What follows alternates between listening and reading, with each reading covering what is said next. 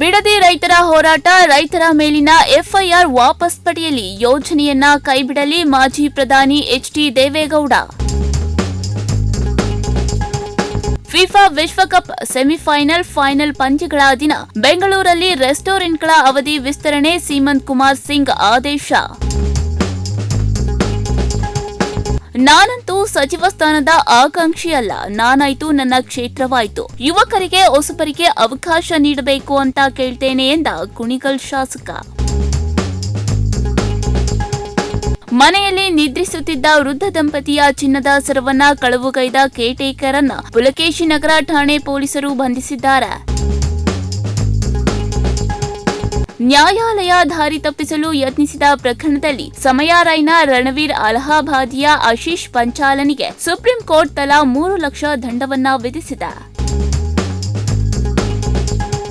ವರದಕ್ಷಿಣೆ ಕಿರುಕುಳ, ಮಾವನ ಮೇಲೆ ಮಚ್ಚಿನಿಂದ ಹಲ್ಲೆ ಮಾಡಿದ್ದಾರೆ ಎಂದು ಬೆಂಗಳೂರಿನ ಪಿಎಸ್ಐ ಭೈರಪ್ಪ ವಿರುದ್ಧ ಭೈರಪ್ಪ ಪತ್ನಿ ಪೊಲೀಸ್ ಆಯುಕ್ತರಿಗೆ ದೂರು ನೀಡಲು ನಿರ್ಧಾರ.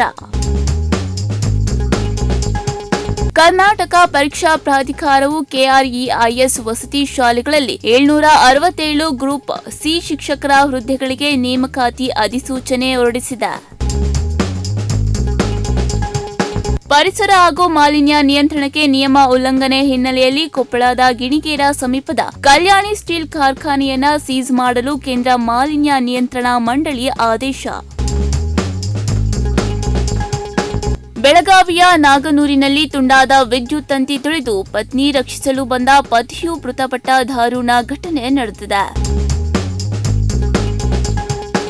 ರಾಜ್ಯದ ಸರ್ಕಾರಿ ಶಾಲೆಗಳ 1ನೇ ತರಗತಿ ಡಿಜಿಟಲ್ ಪ್ರವೇಶ ಪಠ್ಯಪುಸ್ತಕ ಪರಿಚಯಿಸಲಾಗಿದ್ದು, ಮಕ್ಕಳಿಗೆ ಕಂಪ್ಯೂಟರ್, ಎಐ, ರೋಬೋಟಿಕ್ಸ್ ಮೂಲಭೂತ ಕಲಿಕೆ ಸಿಗಲಿದೆ.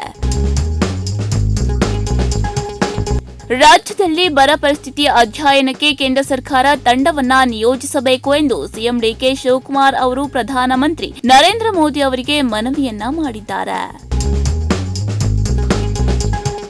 ಉಡುಪಿಯ ಕೋಟ ರಾಷ್ಟ್ರೀಯ ಹೆದ್ದಾರಿ 66ರಲ್ಲಿ ಯುವಕನೊಬ್ಬ ಟೇಬಲ್ ಟಿವಿ ಇಟ್ಟು ರಸ್ತೆ ತಡೆದು ಹುಚ್ಚಾಟ ಮೆರೆದಿದ್ದಾನೆ. ಸ್ಥಳಕ್ಕೆ ಬಂದ ಪೊಲೀಸರ ಮೇಲೆಯೇ ಕತ್ತಿ ಬೀಸಿ ಹಲ್ಲೆಗೆ ಯತ್ನಿಸಿದ್ದು, ಬಳಿಕ ಪೊಲೀಸರು ಆತನನ್ನ ಬಂಧಿಸಿದ್ದಾರೆ. ಕರ್ನಾಟಕದ ಈಜುಗಾರ ದಕ್ಷನ್ ಎಸ್ ಗ್ಲಾಸ್ಗೋ ಕಾಮನ್ವೆಲ್ತ್ ಗೇಮ್ಸ್ನಲ್ಲಿ ಭಾರತವನ್ನ ಪ್ರತಿನಿಧಿಸ್ತಾ ಇದ್ದು ರಾಷ್ಟ್ರದ ಹೆಮ್ಮೆ ಹೆಚ್ಚಿಸಿದ್ದಾರೆ. ಬೆಳಗಾವಿಯ ಕ್ಯಾಂಪ್ ಜಿಮ್ಖಾನ್ ಮೈದಾನದಲ್ಲಿ ಸುರೇಶ್ ಜಾಲಗಾರ ಮೇಲೆ ಗುಂಡಿನ ದಾಳಿ ನಡೆದಿದೆ. ಹತ್ಯೆ ಯತ್ನ ಪ್ರಕರಣ ದಾಖಲಿಸಿ ಪೊಲೀಸರು ತನಿಖೆ ಆರಂಭಿಸಿದ್ದಾರೆ. ಇಂಗ್ಲೆಂಡ್ ವಿರುದ್ಧ ಭಾರತ 6 ವಿಕೆಟ್ಗಳ ಗೆಲುವು ಸಾಧಿಸಿ ಸರಣಿಯಲ್ಲಿ ಮುನ್ನಡೆ ಸಾಧಿಸಿದೆ. ತೆರವುಗೊಳಿಸಿದ ಫುಟ್ಪಾತ್ ಮೇಲೆ ಮತ್ತೆ ಅಂಗಡಿ ಇಟ್ಟರೆ ಭಾರೀ ದಂಡ ಗ್ಯಾರಂಟಿ, ಸಚಿವ ಕೃಷ್ಣ ಬೈರೇಗೌಡ ಖಡಕ್ ಆದೇಶ. ರಾಜ್ಯದಲ್ಲಿ ಮತ್ತೆ ಹೆಚ್ಚಾದ ಕೊರೋನಾ ಭೀತಿ, 32 ಜನರಲ್ಲಿ ಸೋಂಕು ದೃಢ. ಸಚಿವ ಸಂಪುಟ ವಿಸ್ತರಣೆಗೆ ಮುಹೂರ್ತ ಫಿಕ್ಸ್, ಜುಲೈ 20ರೊಳಗೆ ಸಿದ್ಧವಾಗುತ್ತಾ ಫೈನಲ್ ಲಿಸ್ಟ್, ಆಯ್ಕೆಯಲ್ಲಿ ಹೈಕಮಾಂಡ್ ಐ ಟ್ವಿಸ್ಟ್. ಪಾವಗಡ ಶಾಸಕ ವೆಂಕಟೇಶ್ಗೆ ಸಚಿವ ಸ್ಥಾನ ಕೊಡುವಂತೆ ಬೋವಿ ಸ್ವಾಮೀಜಿ ಲಾಬಿ. ಜೋರಾಯಿತು ಸಚಿವ ಸಂಪುಟ ಚರ್ಚೆ, ಮಾಜಿ ಸಿಎಂ ಸಿದ್ದರಾಮಯ್ಯ ಕೂಡ ಜುಲೈ 18ರಂದು ದೆಹಲಿಗೆ. ಬಿಎಂಟಿಸಿ ಬಸ್ನಲ್ಲಿ ಕಿಲಾಡಿ ಲೇಡಿ ಲಾಕ್, ನಿರ್ವಾಹಕರ ಬ್ಯಾಗ್ ಕದ್ದ ಮಹಿಳೆ ಪೊಲೀಸರ ವಶಕ್ಕೆ.